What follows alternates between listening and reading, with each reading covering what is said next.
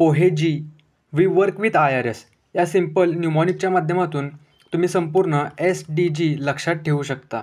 जर का तुम्ही PYQचं ॲनालिसिस व्यवस्थित केलेलं असाल तर तुम्हाला एक बाब लक्षात येईल की MPSCमध्ये SDGवर हमखास प्रश्न विचारला जातो. यावर्षी कदाचित बघा जोड्या लावायला आपल्याला प्रश्न येऊ शकतो की एका बाजूला आपल्याला SDGचे क्रमांक दिले जातील, दुसरीकडे त्या SDGमध्ये काय नमूद आहे यावर प्रश्न विचारला जाऊ शकतो, किंवा सिम्पली विधानामध्ये देखील काय केलं जाऊ शकते की आपल्याला प्रश्न विचारला जाऊ शकतो. तर बघा या सिंपल ट्रिकने पोहेजी वी वर्क विथ IRS क्लॅप या सिंपल ट्रिकच्या माध्यमातून तुम्ही संपूर्ण SDG लक्षात ठेवून 2 मार्क हमखास मिळवू शकता. तर यातलं बघा P मीन्स काय आहे, P means poverty. Okay, P म्हणजे काय आहे, पॉवर्टी. O मीन्स आता या ठिकाणी O आहे, या ठिकाणी तुम्ही याला 0 असं कन्सिडर करा. दुसरा SDGचा अर्थ काय आहे, दुसऱ्या SDGमध्ये काय नमूद आहे, 0 हंगर असं नमूद आहे. ठीक आहे. त्यानंतर H तिसरं SDG, H म्हणजे हेल्थ. ठीक आहे. चौथा SDG E म्हणजे एज्युकेशन. ओके. त्यानंतर 5वा SDG G means gender equality, G means gender equality. त्यानंतर W म्हणजे water. Okay, W means water. त्यानंतर 7वा SDG E असं या ठिकाणी मेन्शन आहे, E म्हणजे एनर्जी.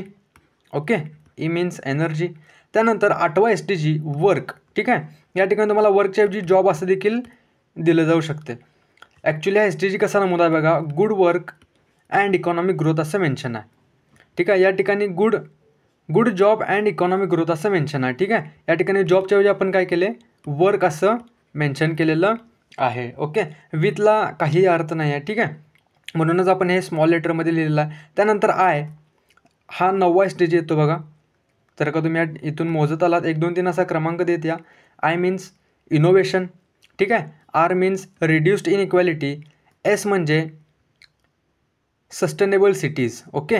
त्यानंतर क्लॅप. आता इन जनरल बघा क्लॅपची स्पेलिंग CLAP अशी येते, पण आपण या ठिकाणी थोडंसं मॉडिफाय केलेलं आहे. क्लॅपची स्पेलिंग CCLLP असं मेन्शन केलेलं आहे. त्यातील पहिले C means consumption. Okay, responsible consumption असं एक SDG मेन्शन आहे. त्यानंतर दुसरा C म्हणजे काय आहे बघा, दुसरा C म्हणजे क्लायमेट चेंज. ओके. त्यानंतर L मीन्स पहिलं L जे आहे त्याचा अर्थ लाईफ बिलो वॉटर असा आहे. ठीक आहे. त्यानंतर त्यानंतरचा जो L आहे याचा अर्थ आहे लाईफ ऑन लँड.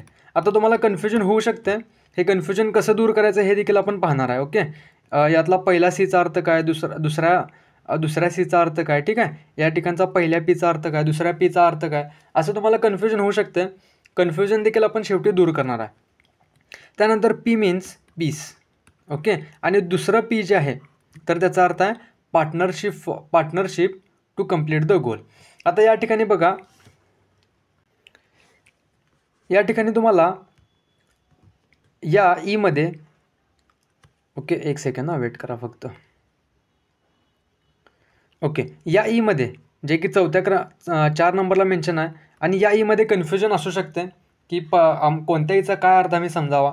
तर बघा तिसरं जे SDG आहे ते हेल्थ आहे, आणि आपण most of the time health नंतर एज्युकेशन हा शब्द वापरतो. त्यामुळं हा जो E आहे तर तो एज्युकेशन या अर्थाने या ठिकाणी मेन्शन आहे. त्यानंतर हा जो E आहे तर त्याला एनर्जी या अर्थाने मेन्शन करण्यात आलेला आहे. ठीक आहे. त्यानंतर बघा LLमध्ये आपल्याला कन्फ्युजन होऊ शकते की पहिला काय आहे, लाईफ बिलो वॉटर असं आहे, हे लाईफ बिलो वॉटर असं आहे की लाईफ ऑन लँड असा आहे. तर बघा आपल्याला माहिती आहे की पहिला जीव पाण्यामध्ये जन्माला आला, त्यामुळे पहिल्यांदा काय घ्यायचं, पाणी घ्यायचं. ओके, पहिल्यांदा पाण्याला मेन्शन करायचं. त्यानंतर लाईफ ऑन लँड. त्यानंतर बघा या Pमध्ये तुम्हाला कन्फ्युजन होऊ शकते की पहिला पीस आहे की पहिला पार्टनरशिप आहे.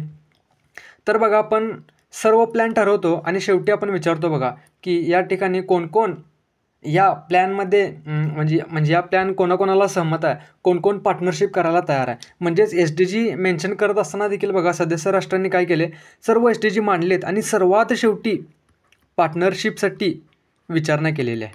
ओके, म्हणून सर्वात शेवटी काय आहे, P फॉर पार्टनरशिप असं मेन्शन आहे. ओके, आय होप की तुम्हाला समजलं असेल. तर बघा अशाच क्वालिटी कंटेंट जर का तुम्हाला पाहायचं असेल तर तुम्ही आपल्या चॅनल एक्सप्लोअर करा. त्या ठिकाणी बऱ्याच गोष्टी जसं की बघा इलिमिनेशन टेक्निक, त्यानंतर MPSCचे PYQ लॉजिकने कसे सोडवायचे, त्यानंतर बघा बदललेल्या पॅटर्ननुसार ॲन्सर रायटिंग करणं देखील आपल्याला गरजेचं आहे. तर ते ॲन्सर रायटिंग कमी वेळेमध्ये एखादा विद्यार्थी कसा शिकू शकतो या रिलेटेड सर्व प्लेलिस्ट अवेलेबल आहेत. तुम्ही चॅनल एक्सप्लोअर करून ते देखील व्हिडिओ पाहू शकता. आणि जर का तुम्हाला कंटेंट आवडला असेल तर तुम्ही नक्की आपल्या चॅनलला सबस्क्राईब करा. टेलिग्राम चॅनलची लिंक देखील खाली दिलेली आहे.